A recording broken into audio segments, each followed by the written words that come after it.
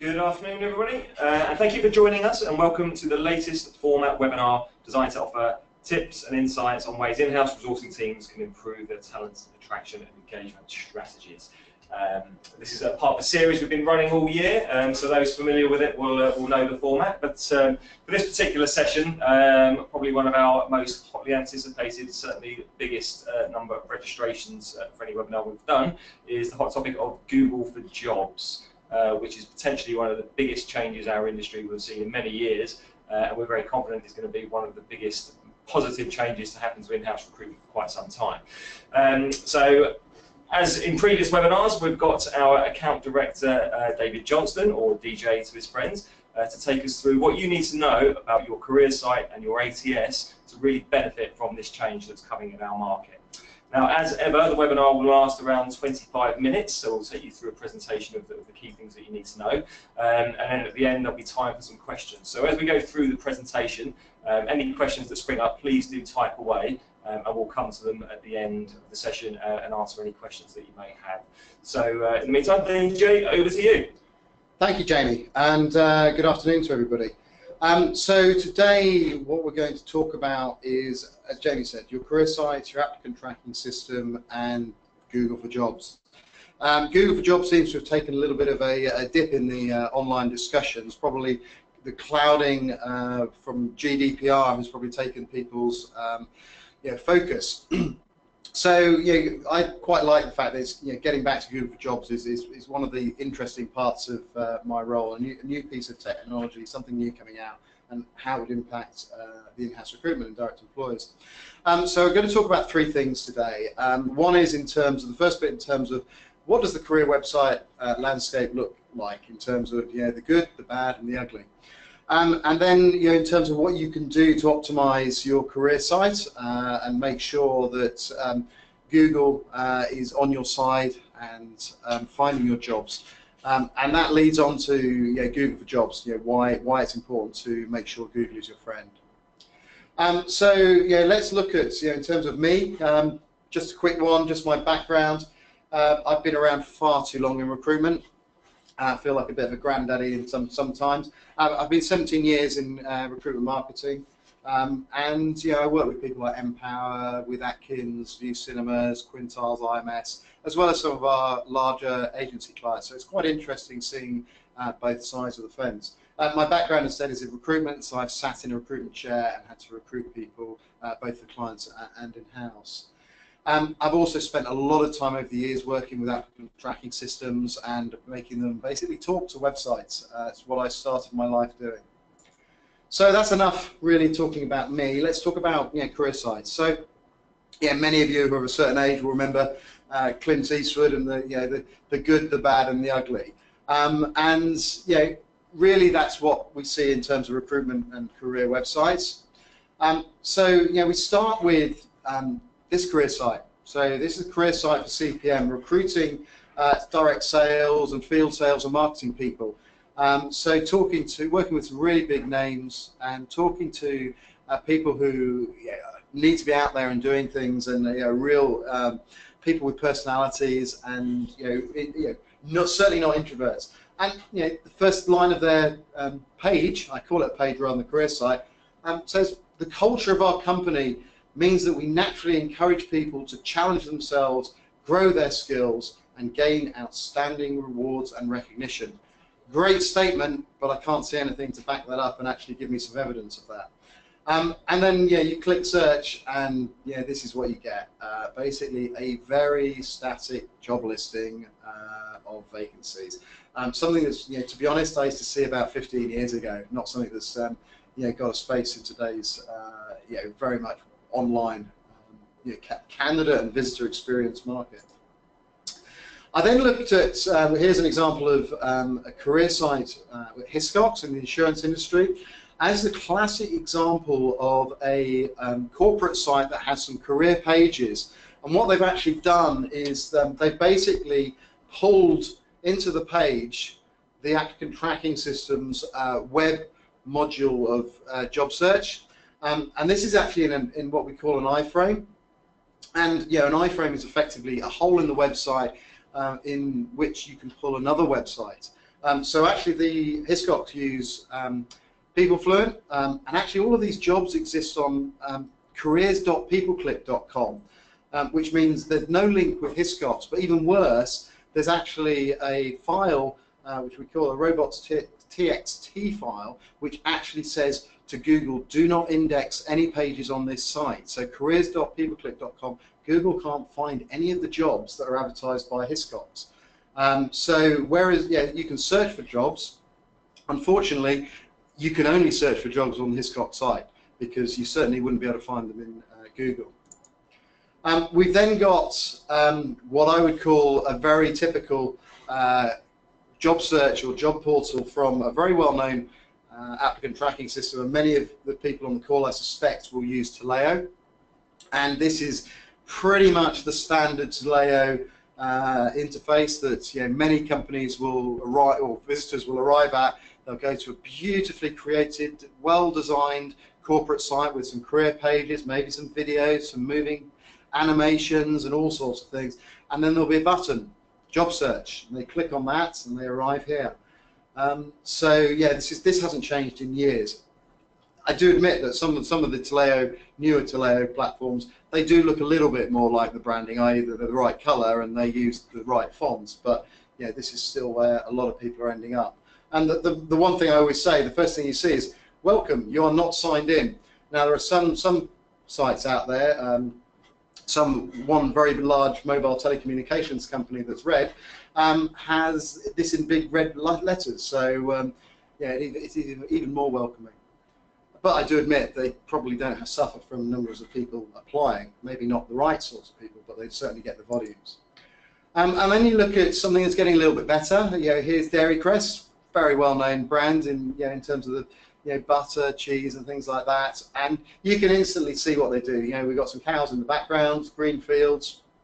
There's some people that work in one of the fromageries, and it's got information about our people, our values, what we offer. And I was thinking, great, this is it's quite nice. And then I noticed, how do you apply for a job? So I clicked, eventually found this on the right-hand side, vacancies and applications, our dedicated recruitment site. And I'm thinking, hold on, I'm actually on the career site. Why have you got another one? So I clicked on it, and yes, we're through to the applicant tracking system. So it still looks on brand, so it's not actually the worst out there at the moment, but it's got what we call a form-based search. So you put in keywords, you put in your categories, click search, and invariably what happens is that the latest vacancies becomes null because you've searched for too many criteria, you've been too specific. So this is what probably, I don't know, 80% of career sites, maybe even higher. Actually, one of these, this is how they actually look. And I mean that in terms of how they look from actually when they search for a job. And at the end of the day, we know from research and from looking at user behavior, click traffic, Google Analytics, we know that between 65 and 75% of people, when they land on the homepage of a career site, go straight to the job search. In fact, with a lot of them where you click through to an ATS, they're not actually looking at all the lovely content you're creating. They're clicking on a button and immediately leaving the career site to go to the applicant tracking system to try and find the job. It's one of those things that we know that people are looking for jobs, so how do we maximize that experience and make use of that? And the question that I'll often get asked is, well, we've just launched a really great career site. It looks brilliant. Look at it. We've spent a lot of time doing this. It's great, isn't it? Well, I come back to the fact that the actual front end may look wonderful, but when you're actually trying to find a job, it's a case of they literally have to go through to the applicant tracking system. And actually what we find is that 95% of visitors that go to a company career site like that actually are going through the actual branded homepage. So they already know of you. They're searching for, whether it's Vodafone, whether it's Nestle, whether it's Jaguar Land Rover, they already know they want a job with you. So actually they're going to find your website anyway. And there is a case that if you are a well-known global brand, you don't need to worry about this because people are going to actually find your career site and apply to it anyway, no matter what. But actually, let's look at the 90% of companies that aren't in the top 100 or well-known brand.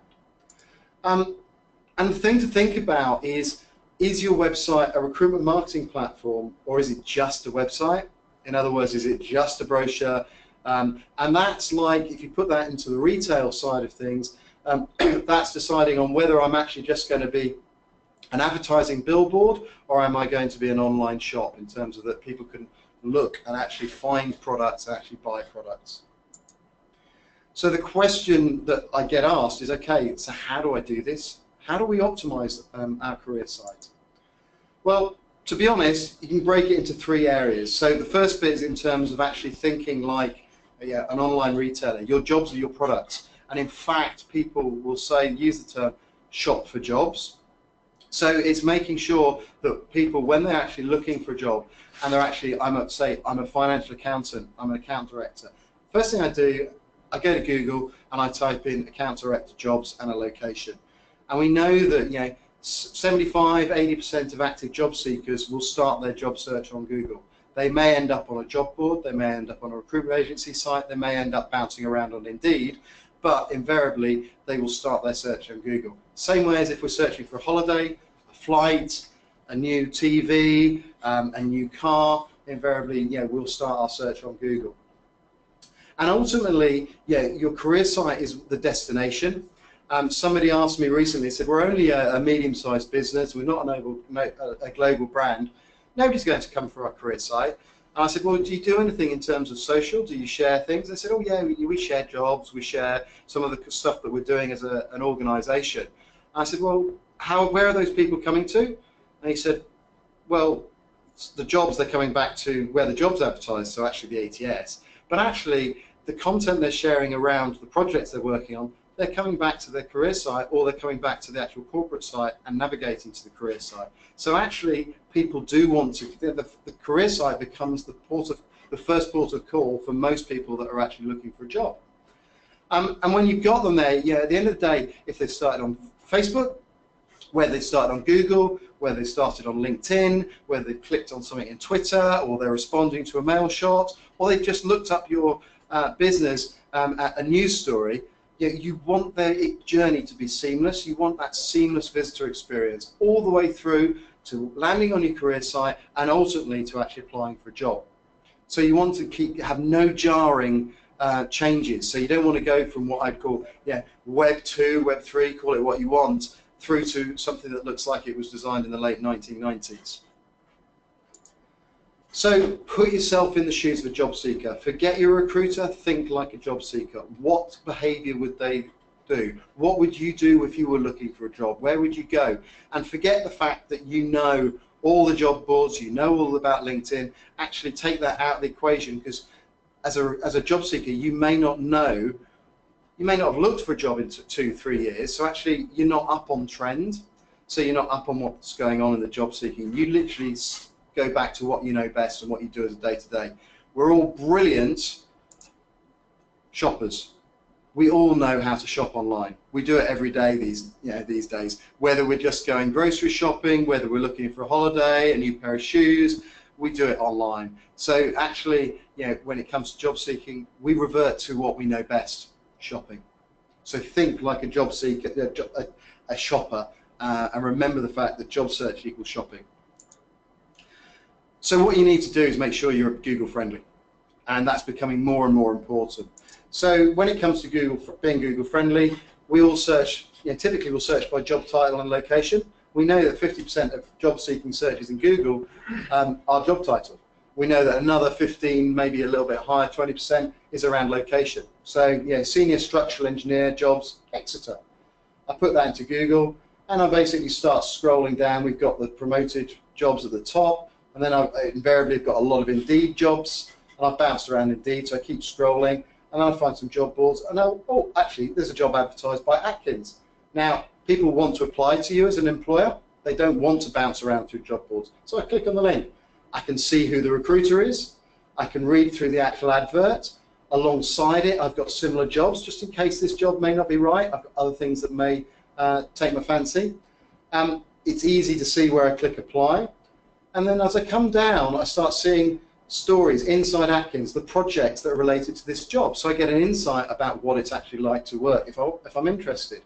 But ultimately, what I now do, I click apply, and I go through. Now with Atkins, with Taleo, we've developed an API that pushes the candidate's details straight into Taleo, so they don't need to go through, as Elliot Atkins said to me this morning, they don't need to be a cryptologist to have an alphanumeric with special character password that's at least 18 characters long. So yeah, it gets around the fact of actually the drop-off rate, and in fact, by doing this, you can increase application rates and conversion rates by 50%. So it's about making life easy. And how do we do that? Well, we do that quite simply. Instead of the jobs sitting in the applicant tracking system, we pull them out. In the same way as a retail business will pull out their products out of their stock ordering platform onto their online shop. So we do exactly the same, and we make it easy. So a senior structural engineer is called a senior structural engineer. It's in the URL. We pull out the key bits of information, the hook line, so it appears in the search engine listings. And all of that is done automatically. So all a recruiter has to do is write a great advert. And when I say advert, I mean not a job spec. So what you're trying to do is just make life easy for Google. Google may be a huge technology platform, but like everybody in life, if you make it easy, it's easy for them to do something for you. So that's how you basically optimize content around Google. And there are technology platforms that will basically say we can pull your jobs out of Google, out of your ATS, and we can optimize them for Google. And those of you who've been around for a while will recognize a platform from about 7-8 years ago called Jobs to Web that was bought by SuccessFactors and became the SuccessFactors marketing platform, job marketing platform. Now it will optimize the jobs for Google, but it's still on a separate website. But what actually happens is it doesn't actually think about the user. So an example here I carried out searching for an occupational health job with Jaguar Land Rover. Jaguar Land Rover have won awards for their career site. It's a really great career site in terms of design, but the jobs sit on SuccessFactors. So I click on the first link and I come through to what I think is occupational health. I look through the jobs and hold on, these are all engineering jobs. These aren't occupational health jobs. The URL says occupational jobs, so I go back. I click on the next one down, which is a specific job, and I come through to it, and it says, sorry, this position has been filled. Nothing else there that's obvious, so I'm now looking a little bit confused, and I leave. So it's a case of this page has been optimized by Google, but the actual user journey hasn't been optimized. So actually, you're making it even worse for the actual potential candidate. So it's very easy to get things wrong if you don't think about the human element and you just think about it from a technology platform point of view. So why is this important? Well, a change is coming. And this is going to probably, people talk about, I spoke with an in-house recruitment manager, his head of resourcing, and he said, every day I get an email from somebody saying they're about to disrupt the recruitment market, they're about to disrupt the talent attraction market. Well, I think Google for Jobs is seriously going to be a disruptor, and not in a negative way. I think Google for Jobs is going to be brilliant for employers. It's been launched in June in the US, and basically what it does, and you can see this if you basically set yourself up and go into google.com and basically make Google think that you're in the US, and any search term that has recruitment, has jobs, had careers in, will immediately, you'll get a box appearing in the search results below the paid for adverts. Google's not going to cut its nose off to spite its face, but above all the natural listings, which is basically a job search. And you can see, search for retail jobs in New York here. You've got some great filters to allow you to drill it down. But what becomes very apparent very quickly when you're looking at this is that it's basically employers, and what is very interesting, no aggregators. There's no Indeed, there's no Job Rapido, and none of the others that, in infinite number of aggregators that are out there appear in the listings. So this is going to be a real shake-up, in terms of how people actually advertise their jobs.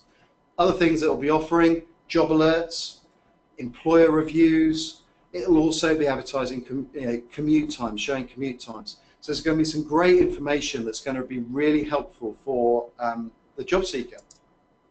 So in a bit more detail, effectively it is a job search engine integrated into Google.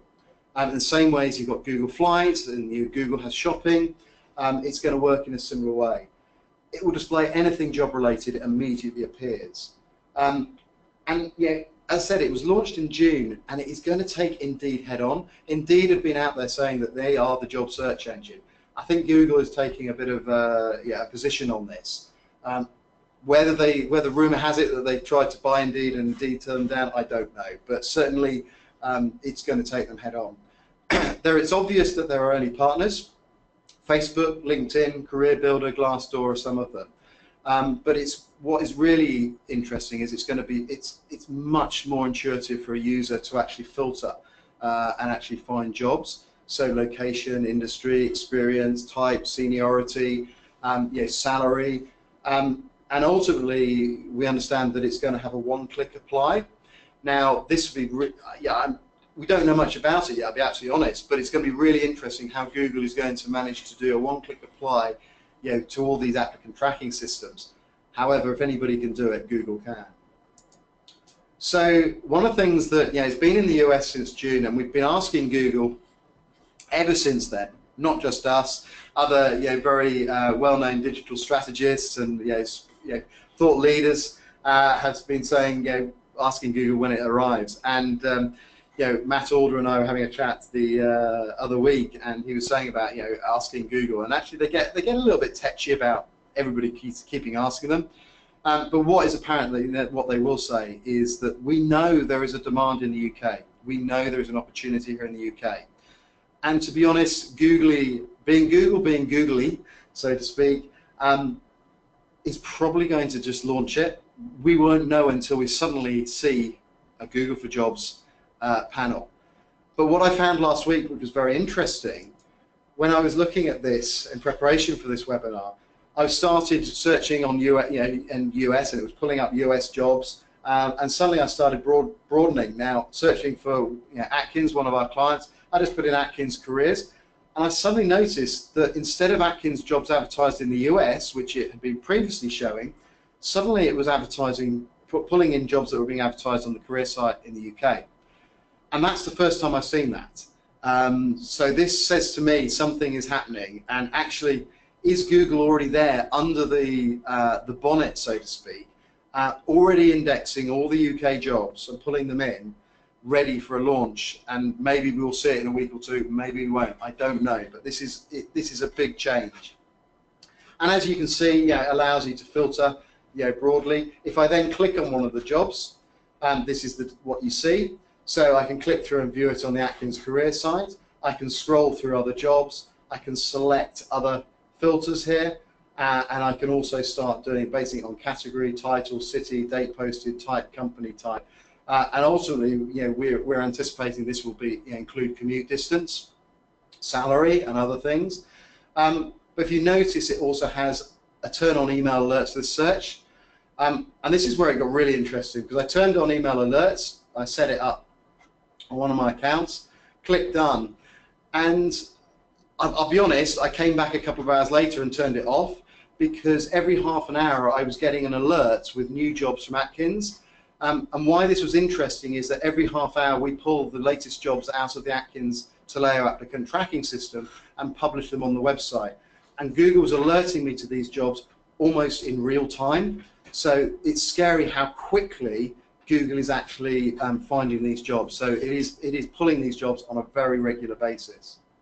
And as you notice, the jobs that are advertised, you've got via career site, Atkins career site, Atkins career site. And then we got an insight in here into maybe how Google is going to prioritize jobs, because here we've got a job board, Fish for Jobs. I'll be honest, I haven't heard of Fish for Jobs in years, but it's pulling the jobs directly from Fish for as well. What is also really interesting is when I search for another company that we're working with at the moment. So Travis Perkins currently use Avature, and Avature, is actually, the jobs can't be pulled by Google. They are being blocked by, as I mentioned, the robot.txt file. What that actually means is that even though I've searched for Travis Perkins jobs, it's pulling all of the jobs advertised by, if I went through the list, it was basically total jobs and Glassdoor were the ones that were constantly being promoted. So yeah, the jobs are being pulled out, but these were jobs that they were actually paying for. So if Travis Perkins hadn't taken the approach of, you know, coming to us and saying we need to update and rebuild and build a career site that pulls the jobs out of amateur, you know, this is the future. So if your jobs aren't accessible to Google or difficult for Google to find, it's going to be the job boards, we think, that are going to be getting the promotion. So yeah, in summary, yeah, Google for Jobs is localized. So it picked up the jobs that, yeah, where I was living. You know, I lived down on the south coast, and it was picking up, you know, the jobs and ranking them closest to me. Salary is going to be really important because, yeah, research from lots of different media agencies over the years has said that, yeah, salary is a big influence in terms of whether people apply for jobs. Now that's immediately going to be contentious for a lot of employers because they can't advertise salary. But what's going to happen is that Google will very quickly be able to show, and it's certainly in the US, that where salaries are clicked, you know, people that click on salaries, jobs, they're going to be pushed higher up the listing. So if your competitors are advertising salaries, those jobs will be advertised as a priority above yours that don't have salary. Commute time is going to be a brilliant one. So very quickly, people will be able to see commute time. And think about it, recruitment agencies aren't going to advertise the specific location of a job. Yeah, they don't want everybody to know who they're working with. So again, the employer has a great opportunity to actually make it very easy for people to find their jobs and actually whether they're going to be relevant because they'll know how quickly they can get there. What we're unclear about at the moment is how personal Google will make those jobs, those results. So we know that Google will try and use your search history and what your interests are to actually make the search results more relevant. We're pretty sure that Google will do this with the Google for Jobs, but it remains to be seen, yeah, how personal they get. The final bit I want to talk about is I touched on is the fact that the aggregators aren't in the actual Google for Jobs. And this comes to deduping. So if you think about it, Google, you know, will know that your advert, once it's out there in the ether, it's going to be advertised in multiple locations. So you're advertising it on your career board. You're you may be advertising it on job boards. A recruitment agency may be advertising the job. They may be advertising that job on a job board. LinkedIn, Indeed, Facebook, et al. So effectively, Google, which one's Google going to actually take as a priority? And I think this comes back to quality. And if you ask Google, what is their mission? Their mission is very much to allow people to find the most relevant, authentic, and original content. So if you take that view and actually look at you as an employer, you are the original publisher. You are the person who is actually publishing that job for the first time. So rather than somebody having to go through a job board or a recruitment agency, if your job is out there and Google sees other ones, it's natural to expect that Google will publish your job above somebody from a job board, a recruitment agency, and certainly Indeed. So we don't know this, but certainly we can see from how the results are being displayed that employers are getting priority. And what we certainly can say is that there are no Indeed jobs. You know, this is something that, you know, if you as an employer, you may say, well, my jobs are being indexed and pulled by Indeed, and a lot of the ATS companies, you know, will have a feed that Indeed can pull. Well, what's going to be very, very apparent very quickly is those jobs aren't going to get the visibility that they have done to date. So in terms of as employer, this is something that it's got a little bit of there's a risk here, but there's a great opportunity. If you get it right and make sure that Google can find your jobs, you could almost forget about worrying about active job seekers. They're going to find your jobs. So in final wrap up, there's three key points that, you know, in terms of taking away. One, make sure your jobs are Google friendly and not hidden in your ATS. You know, it's the same as if, you know, if you're an online shop and basically you hid all of your products in your stock. You know, you're not an online shop, you're just basically a website. Number two, take away from the fact that Google jobs will benefit employers. It's going to. Three, make sure your website is the good and not the ugly. That's really everything I've got to talk about at the moment. Any questions from people? Thank you very much, DJ. And this has obviously caught people's attention because we've had the questions flying in as you've been presenting there. So we'll come to those in just 1 second. Before we do, let's touch on the Indeed thing again, because we've heard on the grapevine that Indeed are also preventing their paid-for jobs appearing within Google. Is that true? I mean, to my mind, it makes it sound as if Indeed are trying to make people decide between Google or Indeed. What's their choice going to be? That's a very good question. Yes, as far as I've also heard the fact that Indeed are basically blocking Google from indexing their paid-for jobs. Strangely, in a similar way that Reed stopped Indeed indexing their jobs. I think reflecting on that, the fact that Indeed are spending a fortune on radio advertising, TV advertising, and site advertising at the moment, they're ultimately trying to become the destination and try to almost be the fact that people go to them before Google. Big, brave, ballsy move. It will remain to be seen how successful that is, but I do think the fact that people don't search for jobs in the same way as they search for, in terms of the regularity about shopping. So if people are only searching every couple of years, they'll revert to type and go to Google. So I think it's a brave move. What the future holds for Indeed, I don't know. I think there's a really great question. I've had this several times. Yeah, we've just come pop in, haven't we? I must answer this. Google has been fined billions for manipulating shopping results via Google Shopping. Yes, you're absolutely right. That was all to do with paid for. So Google was basically, it was been fined for manipulating the search results in favour of their paid for advertiser.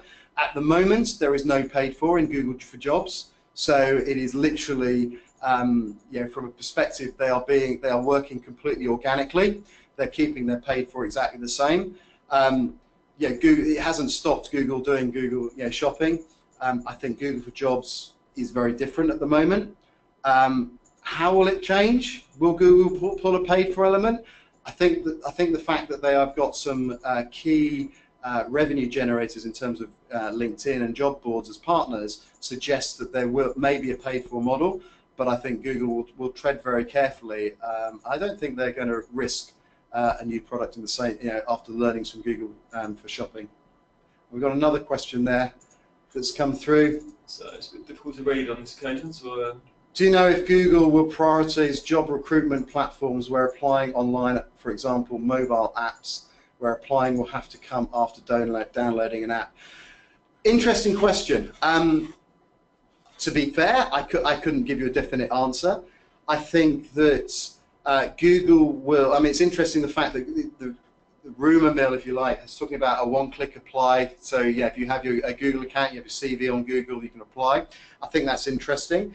Certainly, I think Google will look at, because it looks at the user journeys, I think it will look at, in the same way as with shopping, if somebody goes through and follows a logical user journey and actually clicks an apply, and Google will know that they actually click apply because it generally has apply in the web URL. I think it's going to see that as a good visitor experience, and as I mentioned, Google is all about creating great user experience and great visitor experience. If you have to download an application, I don't think it's going to be as, maybe it won't rank that as highly, but to be honest, I think as employers, the main thing is actually thinking about your jobs before you think about the application, because actually if your jobs can't be found by Google because they're stuck on Taleo.com or iSIMS.com or peopleclick.com, I think that's a bigger issue. I think ultimately Google will look to where the best, the least drop off and the best user journeys are actually happening. Got another question. Is there anything else that employers that need to action in the short term in order to get ready for G4J other than jobs being Google friendly? I think think about it in terms of visitor experience. Google's all about relevant content, so it looks for the most authoritative, always trouble with that word, and authentic content. So I think if you look at take a view in terms of how things work with online retail. So if you look at online retail, if I'm searching for, I don't know, a new cooker, I'm looking for a new Neff cooker, and I search for it in Google, and invariably I'll get the main retailers, so John Lewis, Currys, etc. come up. I click on a link for a Neff oven on John Lewis. Alongside, on that page, I've got information about that oven, so the job advert, so to speak. I've also got other products that may be similar products, so other relevant jobs. Again, bringing the analogy. Reviews, so testimonials, things like that, all that link back to that actual advert. And certainly where we work with employers in terms of from the career sites, going back to, as long as we go back to Empowered Jobs 7 years ago, their search engine optimization improved not just because the jobs were optimized, but also because there were relevant content around those jobs. So if you were looking at a job for a customer service assistant or a smart meter engineer, alongside that were other relevant smart jobs, so other smart engineer jobs. There were blogs that were relevant to smart engineering. So Google sees all of that content. It doesn't just see it as jobs, it links the content together. The other side of it is if you're creating great content on your website, again, making sure that's relevant to the jobs that you're advertising. So the two go hand in hand, is that if your jobs exist on their applicant tracking system and your great content, videos, blogs, articles, profiles, etc., sit on your career site, the two aren't linked together. So that's what, in terms of employers, it's getting all of your content in one area, because if you have an area of your website which is all to do with marketing, for example, and it's got blogs and articles linking together, it's going to help Google, but it's also going to help the user experience. And ultimately, if it's a great user experience, it works really well for Google. Exactly. This is why Google is the direct employer's friend. Now, here's an interesting one. Will Google collect CVs? Now, we all know Google likes a bit of data. So, well, I think we can only speculate on this, but what do you think, DJ? Wow. Only if people make a cock up. To be honest, I think Google's already. To be honest, actually going back, Google's already collecting CVs that are in the public domain. It's already. If somebody's got a CV and it's public, it's indexing it. And it's been a well-known. Lots of people use Boolean searching and deep linking to try and find CVs for people that have got them out on the web. Google index a LinkedIn profile. They'll index your public Facebook profile. So it's got a huge amount of data. I think when it comes to actually, will it become the ultimate job board in terms of adding CVs? Good question. I don't know the answer to that. It could. At the end of the day, God, that would be a powerful database. But with GDPR around the corner, I wouldn't like to answer that. There's a lot of security if they're not expressly giving their permission to Google to have their CV. So I think one to watch for the future. Who knows? Indeed, indeed, indeed. Well, not indeed, as we should say. So another question that's come in. Can we get around this or improve this by using more keywords? This is something, so this is something that I got asked recently in terms of making sure my adverts were more Google friendly. It came out of the back of they'd had some training from one of the job boards, and they said make sure you've got lots of keywords in your job. Actually, you can go too far, and I've seen people just list a load of keywords at the bottom of an advert. And that's actually more to help the job boards themselves, because their search engines aren't as powerful as Google.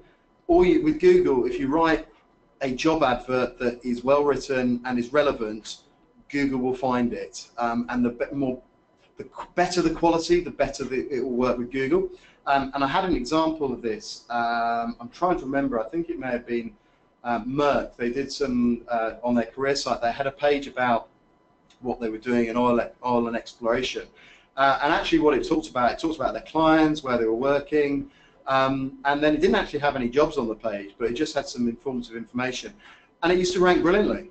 It linked off to oil and gas jobs, so actually it's about good quality content rather than just keyword loading. So if you're working, the oil and gas sector, it's a case of it mentioned other companies that were working, BP, Shell, etc. It mentioned locations that they were big in the oil industry, so Alaska, Texas, Middle East. So Google puts all that together and says this is a relevant page. So actually it's about writing good content. Another interesting question coming here. Do you think Google will offer PPC specifically to show in the Google for Jobs window, or will it or will recruitment PPC sit within the AdWords? So this question links directly with what happened in Europe, because it's exactly what the EU fined them for. and basically said they were basically manipulating the search results in the job shopping to actually promote their pay-per-click. I think Google will be quite careful. I don't think it will do anything to stop people spending on PPC in the premium slot, which is at the top of the page. And I think that if they were seen to be manipulating the Google for Jobs listings, I think there would be a lot of, especially from the EU, I think it would come in very quickly. So I think they'll be very careful. I'd like to think that they wouldn't. I also like to think that Google don't manipulate the organic search results in favour of their PPC advertisers, but you never do know. Who knows, indeed. Unless we've got any more questions, but one more rolling through by the look of it.